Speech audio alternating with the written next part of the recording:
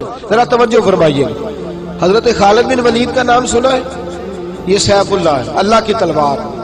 حضرت خالد بن ولید نے اپنی بیوی کو طلاق دے دی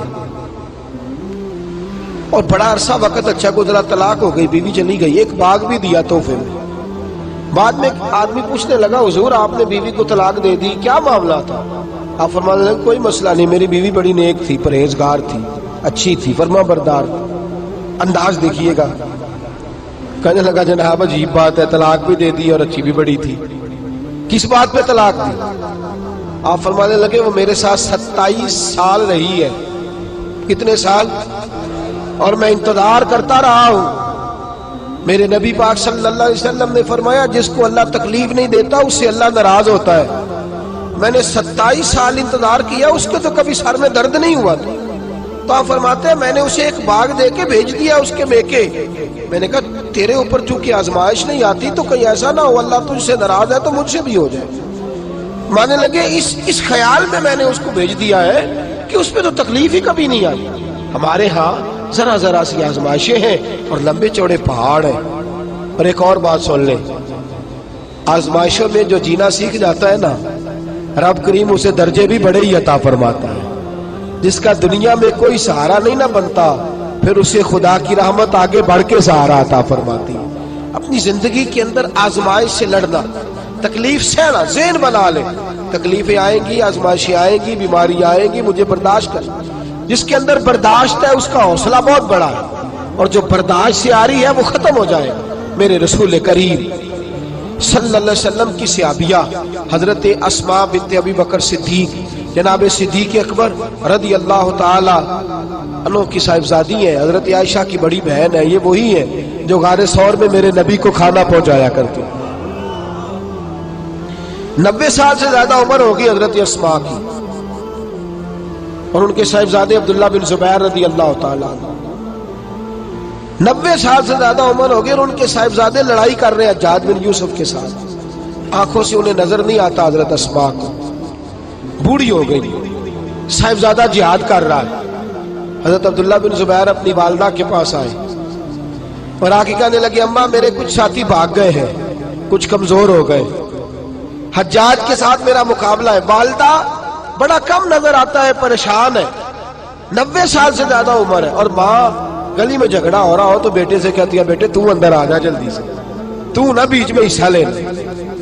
والدہ سے آ کے پوچھتے ہیں اماں میں کیا کروں، حجاج کے خلاف لڑ رہا ہوں، بہت سارے ساتھی کچھ چلے گئے ہیں ڈر کے، کچھ جو ہے وہ کمزور پڑ گئے، کچھ نے وہ بزدل نہیں ہے، وہ کمزور نہیں، لیکن انہوں نے حکمت سمجھی ہے تھوڑی دیر کے لیے چلا جانا۔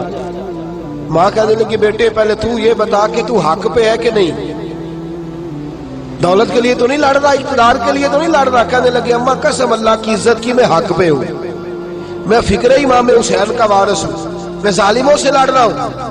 تو ماں کہنے لگی بیٹے جا، پھر والدہ کہنے لگی جا میرا بیٹا اور جا کے اس کے ساتھ لڑائی کر، اگر تو فتح یاب ہو گیا تو میں شکر ادا کروں گی، اور اگر تو شہید ہو گیا تو میں قیامت میں تیرے اوپر فخر کروں گی۔ تو کہنے لگے اماں وہ بڑے ظالم ہے، بوڑھی ماں کا حوصلہ دیکھ، وہ بڑے ظالم ہے، وہ تو مسئلہ کر دیتے ہیں، ناک کان گلا کاٹ دیتے ہیں، اتنا سخت میرا دشمن ہے۔ والدہ کہہ رہی ہے بیٹے سے، 90 سال کی بوڑھی اماں کہتی ہے بیٹا بکری کو ذبح ہوتے وقت تکلیف ہوتی ہے، کھال اترتے وقت تکلیف نہیں ہوتی۔ تکلیف تجھے ایک وقت ہوگی جب تیر لگے گا، جب تلوار لگے گی، ناک کان کاٹتے تجھے کیا تکلیف ہوگی، اللہ تجھے زیادہ اجر عطا فرمائے گا۔ جا مجھے بہادر کی ماں بننے کا شرف دے، بزدل کی ماں بننے کا شرف نہ دے۔ یہ دلیر ماں کا حوصلہ، یہ لفظ کیا کہ بیٹے کو بھیجا۔ حضرت عبداللہ بن زبیر لڑے، 14 دن تک آپ کی لاش لٹکی رہی، لیکن 14 دنوں تک آپ کے وجود سے خوشبو ہی آتی رہی۔ حجاج بن یوسف نے آپ کی ماں کو بلایا، حضرت اسماء آئی، کہنے لگا تجھے پتہ ہے تیرے بیٹے کی لاش لٹک رہی ہے؟ کہنے لگی کیا کہا؟ لٹک رہی ہے؟ ہاں تیرے بیٹے کی لاش لٹک، کیا کہتے ہو؟ تیرے بیٹے کی لاش لٹک رہی ہے، پھر بتا لو، تیرے بیٹے کی لاش لٹک رہی ہے۔ تو آپ فرمانے لگی شکر ہے اللہ کا، میرے بیٹے کی لاش لٹک رہی ہے، کہیں جھکی ہوئی تو نہیں ہے نا، کسی ظالم کے آگے جھک تو نہیں نہ گئی۔ کہیں اس نے گلا کٹایا ہے، کہیں جھکایا تو نہیں نا، شکر ہے میں اللہ تعالیٰ کا۔ کہنے لگے تو مجھ سے سفارش نہیں کرے گی کہ اس کی لاش کو ہٹا دوں؟ آپ فرمانے لگے جس رب نے اسے شہید ہونے کا حوصلہ دیا ہے وہ اسے قبر کی اعلیٰ جگہ بھی عطا فرمائے گا۔ حضرت عبداللہ بن زبیر جنت المعلیٰ میں آرام فرما رہے ہیں اور سرخیل ہے وہاں کے مسلمانوں کے عزیزوں، تکلیفوں کو آگے بڑھ کے وصول کرنا۔ ذرا ذرا سی بات پہ لوگ چیختے چلاتے ہیں، کفر بولتے ہیں، گھروں میں فوتگی ہو جائے تو کفر۔ حضرت جعفر طیار شہید ہوئے، حضرت علی کے سگے بھائی تو ان کے گھر کی عورتیں رونے لگی، حضور نے فرمایا جاؤ انہیں چپ کراؤ۔ صحابہ گئے، خاموش نہیں، پھر رونے لگی، فرمایا چپ کراؤ انہیں، پھر چیخنے لگی۔